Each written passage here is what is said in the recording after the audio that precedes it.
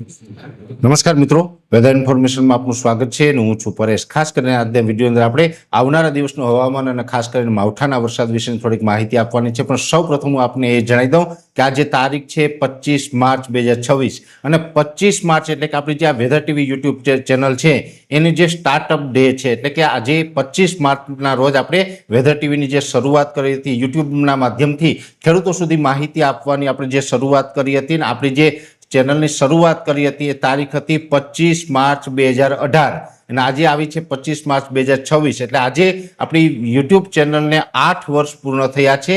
એટલે 8 વર્ષની અંદર જે ખેડૂત ભાઈઓ આપણે પ્રેમ આપ્યો છે, 8 વર્ષની અંદર આપણી જે ગુજરાતી જે વેધર ટીવી ચેનલ ઉપર 9 લાખ કરતાં પણ વધારે સબસ્ક્રાઇબર મિત્ર છે, જે આપણો પરિવાર છે અને ગુજરાતના તમામ ખેડૂતોએ જે પ્રેમ અને આશીર્વાદ આપ્યો છે એ બદલ દરેક ખેડૂત ભાઈઓના ચરણોમાં નતમસ્તક વંદન। જે રીતે ખેડૂત ભાઈઓ અત્યાર સુધી અમને સાથ સહકાર આપ્યો છે, જે પ્રેમ આપ્યો છે એ પ્રેમ છે આગળના દિવસમાં પણ ખેડૂતોનો મળતો રહે, ખેડૂતોના આશીર્વાદ મળતા રહે। અને હું પણ આપને વચન આપું છું કે જેવી રીતે 8 વર્ષથી સતત આપને હવામાન અને ખેતીની માહિતી આપી રહ્યા છીએ એવી જ રીતે આવનારા દિવસમાં પણ હવામાન અને ખેતી વિશેનું તમામ માર્ગદર્શન આપતા રહેશું અને જ્યાં જરૂર પડે ત્યાં ખેડૂતોના હિતમાં કામ કરતા રહેશું। હવે આજની તારીખે જે વાત કરવાની છે આવનારા દિવસના હવામાન અને માવઠાની, આમ જોવા જઈએ તો અત્યારે જે તાપમાન છે છેલ્લા 2 દિવસથી થોડુંક ઉચકાયું છે। અત્યારે ગુજરાતનું એવરેજ તાપમાન છે 34 થી 36 ડિગ્રીની રેન્જમાં છે। આઇસોલેટેડ વિસ્તારમાં 38 ડિગ્રી સુધી તાપમાન પહોંચી રહ્યું છે। આ જ મુજબનું તાપમાન છે એ હજુ પણ આવનારા 3 દિવસ એટલે કે આજે 25, 26 અને 27 આમ 3 દિવસ સુધી કન્ટિન્યુ રહેવાનું છે। 28 તારીખથી પછી આપણે માવઠાને કારણે તાપમાનમાં ધીમે ધીમે 2 થી 3 ડિગ્રીનો ઘટાડો થશે। અમુક વિસ્તારની અંદર 5 ડિગ્રી સુધી પણ તાપમાન નીચું આવશે। હવે બીજી વાત કરવાની છે, ઘણા સમયથી આપણે જે માવઠાની વાત કરી રહ્યા હતા કે 28 થી 30 માર્ચ દરમિયાન ગુજરાતની અંદર માવઠાનો વરસાદ થવાનો છે।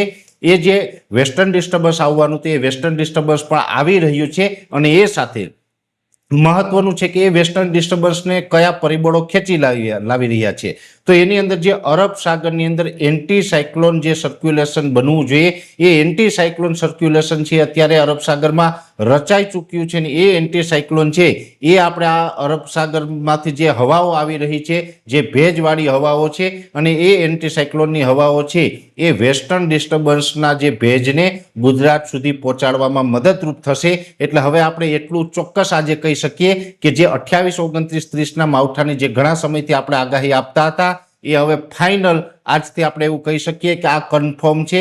હવે આ માવઠાથી બચવાના આપણે કોઈ ચાન્સ નથી। મેં આપને થોડા દિવસ પહેલા પણ જણાવ્યું હતું એમ સૌરાષ્ટ્ર, કચ્છ અને ઉત્તર ગુજરાતની અંદર આ માવઠાની અસર વધારે રહેશે અને આ માવઠાની અંદર થંડરસ્ટોર્મ એક્ટિવિટી થશે એટલે ગાજવીજનું પ્રમાણ પણ હશે અને પવનની ઝડપ પણ વધારે હશે। લગભગ એવરેજ 40 થી લઈને 50 કિલોમીટર પ્રતિ કલાકની ઝડપે પવન ફૂંકાશે। જોકે આ જે માવઠું થવાનું છે એમાં દરેક જગ્યાએ પવન સાથે માવઠું નહીં હોય, પણ જે ગત માવઠાની અંદર જે થયું હતું કે અમુક વિસ્તારની અંદર પવન સાથે હતું એમ જેટલા વિસ્તારોની અંદર માવઠું થશે એમાં લગભગ 40 થી 50% વિસ્તારોમાં પવન સાથે માવઠું થાય તેવી શક્યતાઓ છે। અને આ માવઠું છે એ સૌરાષ્ટ્ર, કચ્છ અને ઉત્તર ગુજરાતને વધુ અસર કરે, બીજા વિસ્તારોને ઓછી અસર કરે તેવી સંભાવનાઓ છે। એટલે માર્ચ મહિનાનું આ છેલ્લું માવઠું છે અને એપ્રિલ મહિનાનું પણ આગોતરું અનુમાન આપણે આપી દઈએ। એપ્રિલ મહિનામાં પણ માવઠું થવાનું છે અને એપ્રિલ મહિનામાં પણ લગભગ એવું લાગી રહ્યું છે કે 6 એપ્રિલથી લઈ અને 15 એપ્રિલ વચ્ચે કોઈ પણ એક માવઠું આવશે તેવી શક્યતાઓ છે। વિશેષ માહિતી છે એ નેક્સ્ટ વિડીયોમાં આપવામાં આવશે। અત્યારે આ વિડીયોની અંદર એટલું જ। અંતમાં દરેક મિત્રોને વિનંતી રહેશે વિડીયો લાઈક આપીને દરેક ગ્રુપમાં શેર કરવો, યુટ્યુબ ચેનલને સબસ્ક્રાઇબ કરજો અને ફેસબુક પેજને ફોલો કરજો। નમસ્કાર।